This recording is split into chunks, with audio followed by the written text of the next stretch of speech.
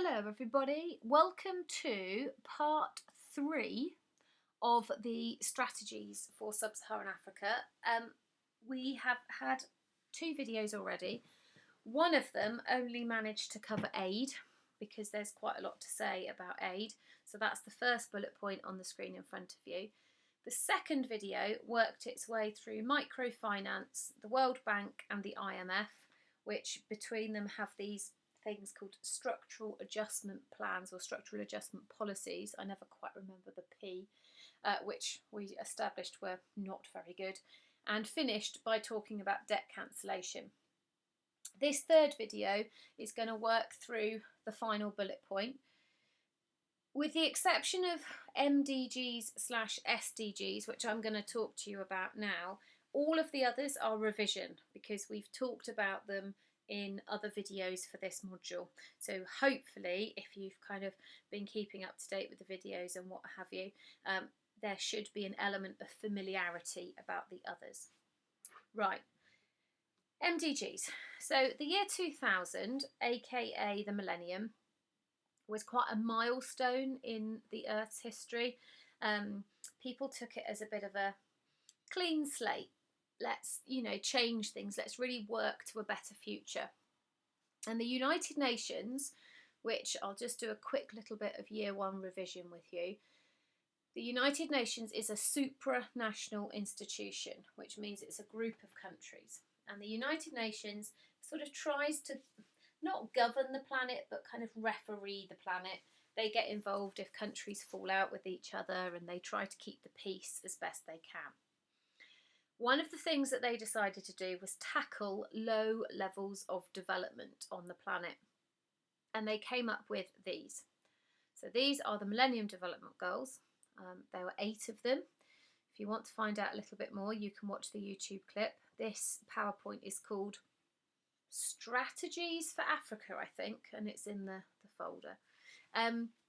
So we gave ourselves 15 years.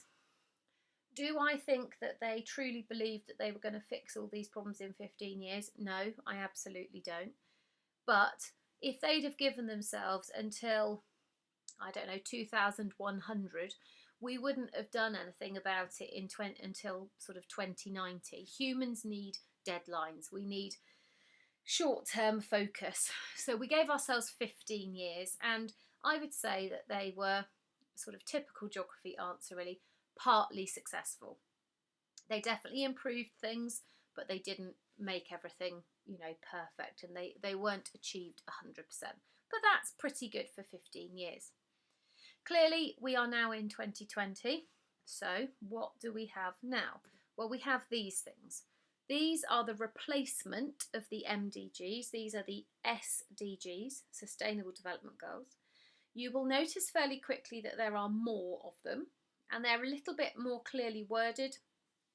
So instead of eradicate extreme poverty and hunger, you've got no hunger, no poverty. It's just a little bit more clearly worded.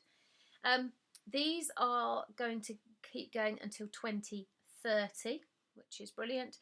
And what they essentially do is they give the countries of the world a focus.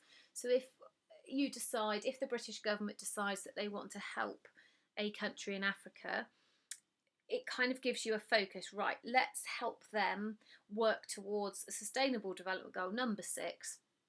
Let's really work on getting these people clean water and sanitation, for example. All right, so I don't think that they are going to solve all the problems of sub-Saharan Africa, but you could argue that MDGs, SDGs are part of the story. They have a part to play in terms of moving this continent forward. All of the others are revision. All right, so I'm going to do a quick little reminder of each one. China is part of something that's going on in Africa at the moment called neo-colonialism. Now, neo means new, and in that particular video we talked about China is investing heavily in Africa. They're building ports and train lines and all sorts of things. They are getting resources in return. And we were like, is this the same as the scramble for Africa in the Victorian times? Or is this something new and different? and we weren't entirely sure. And it's something, as I said at the time, for you to have an opinion about. If you're quite positive about what's happening in China, maybe that's their future. Maybe China will help Africa to develop. Maybe. Fair trade.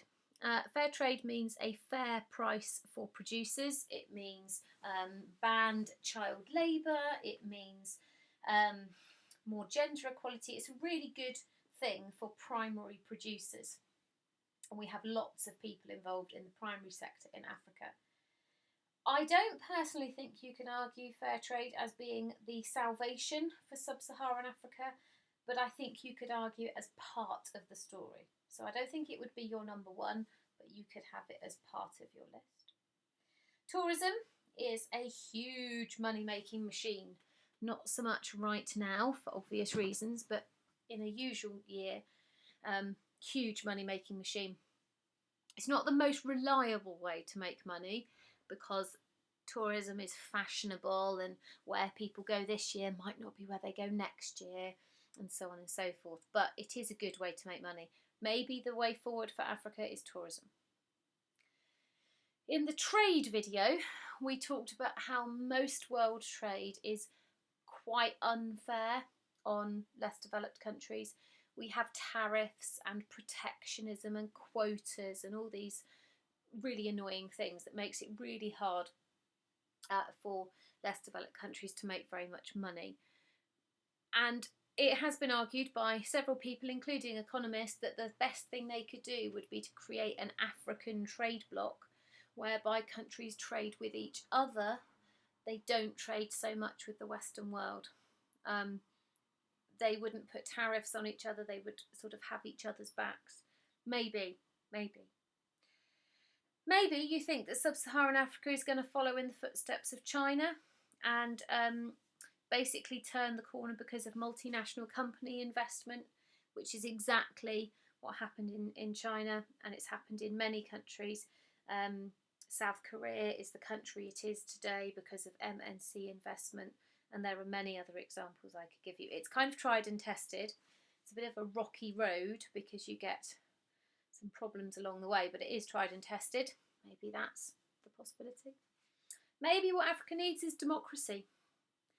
And this kind of goes hand in hand with the next one, really, in the same way that it did in the first video. If you're talking about governance, you sort of have to talk about corruption at the same time. Democracy is fairer. We have issues in some sub-Saharan African countries with dictatorships and corruption and rigged elections. Maybe that's the thing to work on, getting democracy and stamping out corruption. That could have all sorts of benefits, like you might start to see more multinational company investment. You would start to see possibly more money being used for schools and hospitals instead of lining people's pockets, etc., etc. So that could be part of your answer. Maybe you think it's about tackling the healthcare problems. Maybe we want to vaccinate kids. Maybe we want to try and think of different ways of providing healthcare in African countries where people live, hundreds of kilometres away from a hospital. Years ago, we were preparing for a very different kind of A-level exam where we looked at things in Kenya, and it involved training doctors and nurses to ride motorbikes. So they could actually ride these motorbikes out to all these remote villages, take the healthcare to the people. So maybe you think it's all about healthcare. Maybe you think it's all about education. Maybe you think it's all about gender equality. Maybe you think that they want to encourage migration of African people.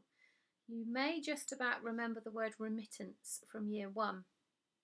If you move to another country and get a job and then send money back home again, that lump of money is called a remittance. And remittances for India, for example, are a huge chunk of their GDP. Maybe they ought to be encouraging more migration of African people to go abroad and work and send money home. So I'm saying that there's just loads of options, and it's about knowing them all. Well, knowing a number of them, and then you trying to work out which ones you think could be the salvation, which could be the future, and which maybe are not that important. So, but just a few, let's pause. In the climate module, we talked about climate change. Climate change is already affecting sub-Saharan Africa. It's going to affect the whole world, let's be honest. But maybe you think that's going to threaten progress. Coronavirus, it's going to affect the tourist industry massively. It already has. It's going to lead to recession. If countries go into recession, they tend to spend less money on aid, because it happens on a personal level, doesn't it? If your family income goes down for whatever reason, you have to cut non-essentials. Well, in some ways, what will also happen is that your charity donations might reduce. Well, think of that on a country scale. That could be an issue. Political will. Do governments of sub-Saharan Africa want to change? Does the Western world want to change the trade relationships? Do we like the way things are? Does it suit us? So there's a lot to think about in this module. You can have the kind of simple version, which was fine and will get you through. But those of you who are kind of more deep thinkers, there's definitely loads for you to get your head around. And then I said to you ages and ages ago, we finish on this module because it's quite easy, and I would like to think you now agree that it is. Certainly if you compare it to weather and climate, it's like a walk in the park, isn't it? But I said it would be quite depressing, and I think you'll probably agree with me about that.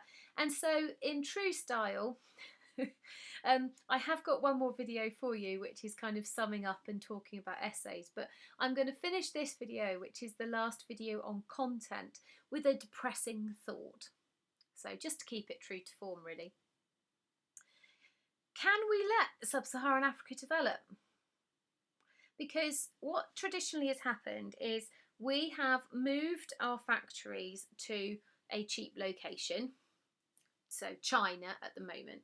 But what inevitably happens is then your multiplier effect kicks in, and people in that country start saying, excuse me, I want a lunch break, and I want sick pay, and I won't be exploited, and I want higher wages. And the companies will tolerate that for a short period of time, and then they'll think, right, I'm moving, I'm not having this, let's find somebody else to exploit. Well, the last continent left is sub-Saharan Africa. So if we allow that process to repeat itself, that's it, isn't it? We've run out of places to exploit. If we allow them to develop and have rights and decent wages and things like that, we won't be able to buy our cheap stuff anymore. We will have to start paying true prices.